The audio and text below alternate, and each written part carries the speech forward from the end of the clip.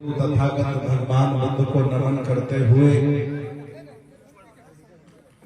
हम सबके मसीहा भारत में भगवान बुद्ध के पंचशील झंडा को पुनः फहराने वाले बोधिसत्व बाबा साहब डॉक्टर अम्बेडकर हक बंचों और कमेरा समाज में जन्मे सभी संतों गुरुओं महापुरुषों को नमन करता हुआ आज बुद्ध कथा के इस मंच पर विराजमान और दूर दराज से आए हुए तमाम आपके मेहमान अतिथि और आसपास के सभी आयोजक व्यवस्थापक वॉलंटियर पूरा कमर कस के आप लोग लगे हो।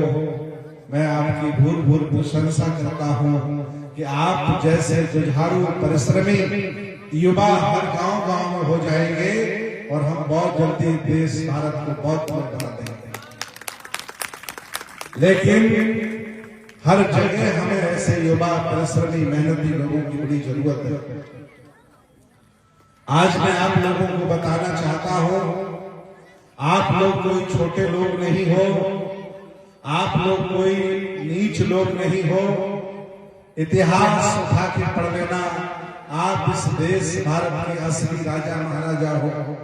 ये देश आपने बनाया है, ये देश आपने चलाया है, ये देश आपके पुरखों ने बगीचे की तरह से सींचा है। कुछ शरारती लोगों ने, नफरत करने वाले लोगों ने ईर्ष्या द्वेष करके हमें शिक्षा से, सत्ता से और ज्ञान से वंचित कर दिया और हम सदियों के लिए दीनहीन गरीब हो गए। लेकिन बाबा साहब हमारे उद्धारक बन के आए और उन्होंने संकल्प लिया कि जिस व्यवस्था में मैं जन्म लिया हूं, जिस व्यवस्था ने हमें अपमान दिया है, मैं जीते जी इस व्यवस्था को खत्म कर दूंगा। और उन्होंने अपने बच्चों की परवाह नहीं की, अपने शरीर की परवाह नहीं की और उन्होंने अपने जीते जी देश की व्यवस्था बदल दी। मनुस्मृति को जला के फेंक दिया, नया संविधान लिख दिया और संविधान में हमें मान सम्मान, स्वाभिमान, पीने का पानी, इज्जत, नौकरियां, IAS, PCS, जजेस, डॉक्टर, इंजीनियर, नेता, अभिनेता बनने का जो मौका मिला 75 साल की आजादी में, जो मैं आपके चेहरे पर चमक देख पा रहा हूं, ये किसी भगवान पैगंबर ने नहीं, ये भारत के संविधान बाबा साहब ने हमें दी है। आज हम कोई नया काम नहीं कर रहे हैं। मैं आपको बताना चाहता हूं, मुजफ्फरपुर के राजा महाराजाओं आज के कई वर्ष पहले 1956 में नागपुर के मैदान में बाबा साहब डॉक्टर अम्बेडकर ने धम्म क्रांति का आगाज किया था और कहा था कि हम लोग इस देश भारत के राजा महाराजा हैं, हम लोग घर वापसी करेंगे। ये जो कार्यक्रम आपका हो रहा है, ये धम्म क्रांति को आगे बढ़ाने वाला कार्यक्रम है और मैं बहुत सभी लोगों को साधुवाद देता हूँ, मंगल कामनाएं करता हूँ कि लग जाइए और संघर्ष करिए। बहुत जल्दी हमें सफलता मिलेगी, हमारे हक अधिकारों की रक्षा भी होगी और बाबा साहब की इच्छा के अनुरूप हम भारत को बहुत बड़ा बनाएंगे। लेकिन मैं आपसे बताना चाहता हूँ, युद्ध में सामने वाले के पास जब अच्छे हथियार हों और हमारे पास अच्छे हथियार न हो तो प्रायः हम युद्ध में हार जाते हैं। उसी तरह से हमें ज्ञानवान, शीलवान, प्रज्ञावान, लड़ने वाला, मजबूत, ताकतवर बनना पड़ेगा, तब जाकर के हम हर मुहाने पर उनसे लड़ पाएंगे, टकरा पाएंगे। आपको भगवान बुद्ध का सच्चा अनुयायी बनना है। मैं आज आपको बताना चाहता हूँ, जापान का जिक्र करना चाहता हूँ। वो जापान जो बहुत ही छोटा सा देश है, अमेरिका जैसे ताकतवर लोगों ने हिरोशिमा, नागासाकी तमाम परमाणु बम जापान के ऊपर गिराए, लेकिन वो जापान को को खत्म नहीं कर पाए, क्योंकि जापान में भगवान बुद्ध का दर्शन चला गया था, उनके विचार चले गए थे और जापान के लोगों ने फिर अपने आप को खड़ा कर लिया और आज पूरी दुनिया में तीसरे नंबर की अर्थव्यवस्था बन गई है। अगर हम लोगों ने बाबा साहब की बात उसी समय मान ली होती, नागपुर के मैदान के बाद, तो आज हम लोगों की दशा जापान की तरह बन गई होती, हम भी लोहा लाट बन गए होते। लेकिन धीरे धीरे बदल जाएंगे। अच्छा, बहुत पुरानी परंपरा है, अरे कोई बात नहीं, धीरे धीरे हो जाएगा। इसके चक्कर में 50-60 साल बिता दिए। अब हमें धीरे धीरे नहीं, दोस्त और दुश्मन की पहचान करनी है और उस व्यवस्था को छोड़ देना है जिस व्यवस्था ने हमें कभी सम्मान नहीं दिया। हमें बाबा साहब की बात मानकर बुद्ध के मार्ग पर चलना है, इसको आगे बढ़ाना है। मुझे बड़ा दुख है और मैं उस दुख को आपके बीच नहीं कहूं तो कहां रहूंगा। जो वर्तमान में सरकारें हैं जिन्होंने कब्जा करके बैठा हुआ है, ये सरकारें भी नहीं चाहती हैं कि आप लोग अच्छे पढ़े, आप लोग अच्छे कपड़े पहने, आप लोग अच्छा मकान बनाए, आप लोग अच्छा खाना खाएं। ये सरकारें भी नहीं चाहती हैं। इसीलिए इन सरकार वाले लोगों ने खास तौर से हमारी बस्तियों में दारू के ठेके खुलवा रखे हैं, स्कूल चौपट करा रखे हैं, पढ़ाई बिल्कुल जीरो करा दी है, रोजगार बिल्कुल नहीं है। क्योंकि आपको जो आरक्षण मिला था, आरक्षण की बदौलत आपने बढ़िया घर बना लिया था, अच्छी कार ले ली थी, गांव में इज्जत से आप रहने लगे थे, उनको बुरा लग गया है। वो लोग षड्यंत्र कर रहे हैं, जहां से बाबा साहब हमें लेके आए वहीं पर वो हमें ले जाना चाहते हैं। इसलिए हमें सचेत रहना होगा, दुश्मनों की चालों को समझना होगा और अपने आप को मजबूती से खड़ा रखने होना पड़ेगा। मैं आज आपको एक छोटी सी कहानी सुनाता हूँ। ये गांव है फिरोजाबाद में, वहां एक शराब पीने वाला लड़का ठेके पर शराब लेने जाता है। पहले से उसने नशा कर लिया था और नशा जब हो तो बातें अलग हो जाती है, आप तो जानते ही हैं। राजा महाराजा जब ठहरे तो नशे में वो लड़का ठेके पर और बोतल या जो भी लेने गया तो उसने पैसे निकाल के दिए, क्योंकि जब भी आप ठेके में जाएं तो वहां छेद बहुत छोटा होता है, जहां से बोतल ली जाती है पैसा दिया जाता है, पूरा कवर होता है। तो जैसे ही उसने पैसा दिया, उसका हाथ जैसे बाहर निकला तो लोहे में टच हो गया और उसके हाथ में खून आ गया। नाराज होकर के बोला, भाई इस छेद को थोड़ा बड़ा करवा ले, देख मेरे हाथ में खून निकल आया है, कम से कम इतना तो छेद रख कि बोतल निकल आए।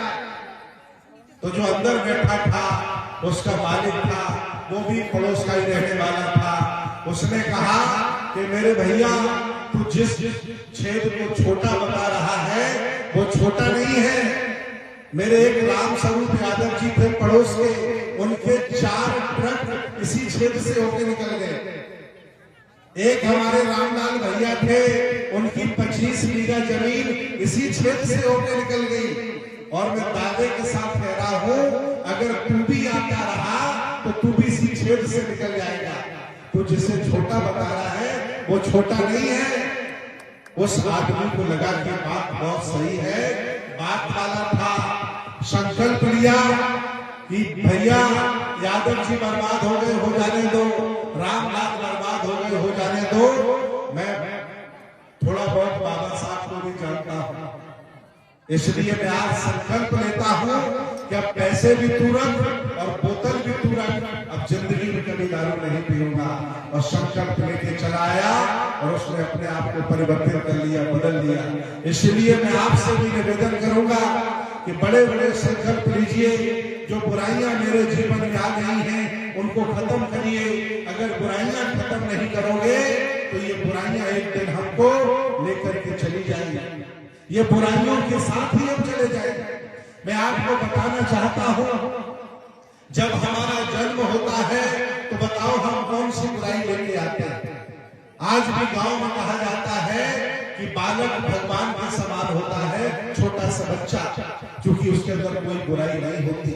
जैसे हम पढ़े लिखे होते जाते हैं, जैसे हम ज्ञानवान होते जाते हैं, वैसे तमाम अवगुण, चाहे गाली देने का हो, झगड़ा करने का हो, बीड़ी सिगरेट पीने का हो, और भी दारू पीने का हो, ये सारी बुराइयां बड़े होते होते मेरे जीवन में लग जाती है। भगवान बुद्ध कहते हैं कि जो व्यक्ति बुराइयों से दोस्ती कर लेता है, मित्रता कर लेता है, उसका पतन निश्चित है, और जो व्यक्ति बुराइयों को भगा देता है अपनी काया से, उसे दुनिया में आगे बढ़ने से कभी कोई रोक नहीं सकता।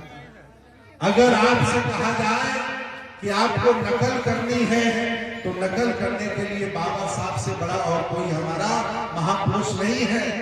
बाबा साहब ने कभी ये काम नहीं किए जो हम कर रहे हैं।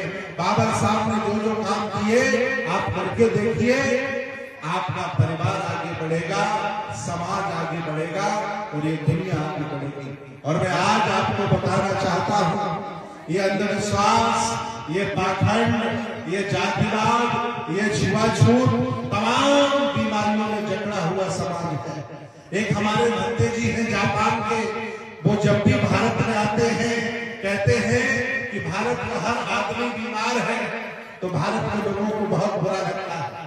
क्या कहते हैं वो कि भारत का हर आदमी बीमार है, तो यहाँ के लोगों को बहुत बुरा लगता है। वो बाद में समझाते हैं कि जो बीमारियां आपके शरीर में हैं, उनको मशीनों से हम देख लेते हैं, डायग्नोस कर लेते हैं, ईसीजी होता है, अल्ट्रासाउंड होता है, एक्सरे होता है, ब्लड टेस्ट हो जाता है, लेकिन शरीर में जो ईर्षा, द्वेष, नफरत, जलन, अंधविश्वास, पाखंड, गुंडई, बेईमानी, धोखा जैसी बीमारी है, बताओ ये किसी मशीन में चेक होती कि नहीं होती? बंते जी बताते हैं कि भारत में ऐसा कोई व्यक्ति नहीं है जो 4 बीमारियां लेकर के नहीं बैठता। ईर्षा, द्वेष, नफरत, जलन, बुराई, आलोचना, ये भी किसी कैंसर की बीमारी से कम नहीं है। इसलिए मेरे गांव के लोगों, ईर्षा, द्वेष, नफरत मन से निकालो, शुद्ध मन चित्त से आगे बढ़ो, और बाबा साहब की बात मानकर भगवान बुद्ध के मार्ग पर चल पड़ो, और बहुत अच्छा रास्ता है। मेरा जीवन बड़ा अच्छा है, मैं बड़ा सहयोगी हूँ इस मामले में कि मुझे 27 साल पहले बौद्ध भिक्षु बनने का अवसर मिला। तमाम दुनिया हमने देखी, कोई ऐसा राज्य नहीं जहां हमने भ्रमण नहीं किया, और मैंने संकल्प लिया। भगवान बुद्ध ने बौद्ध भिक्षुओं से कहा था, चरक भिक्षवे चारितम बहुजन हिताय बहुजन सुखाय लोकानुकंपाय। हे भिक्षुओं, गांव-गांव, नगर-नगर, शहर-शहर जाओ, और जो लोग बेहोश, जो लोग अंधविश्वास पाखंड में फंसे हैं, उनको निकालो, उनको नया जीवन दो। और मैंने वही मार्ग अपनाया है। मैं लगातार कई वर्षे हो गई, मैंने 4 दिन एक जगह रुकने का काम नहीं किया। मैं सुबह से लेकर शाम तक चलता रहता हूँ और लोगों के बीच में काम करता हूँ। उसका परिणाम है कि जो लोग 100 साल में काम नहीं कर पाए, मैंने 10 साल में करके दिखा दिया। इसलिए एक जगह रुका हुआ पानी और एक जगह ठहरा हुआ भंते दोनों सड़ जाते हैं। इसलिए बौद्ध भिक्षुओं को चलते रहना चाहिए, लोगों के बीच में काम करते रहना चाहिए। और हम अगर एक जगह रह जाएंगे तो जगह से लगाव हो जाएगा। मेरा बिहार, मेरी अलमारी, मेरा फिर ताला लगा कि नहीं लगा, चोरी हो गई कि नहीं हो गई, हमारे साथ ही सब चलता है। इसलिए मैं निवेदन करूंगा कि बौद्ध भिक्षुओं का जीवन अलग होता है। आप गृहस्थ जीवन में हैं, बुद्ध के सिद्धांतों को अमल में लाते रहिए, चलते रहिए। ये जो कथा होगी, ये प्राइमरी स्टेज की शिक्षा है आपकी।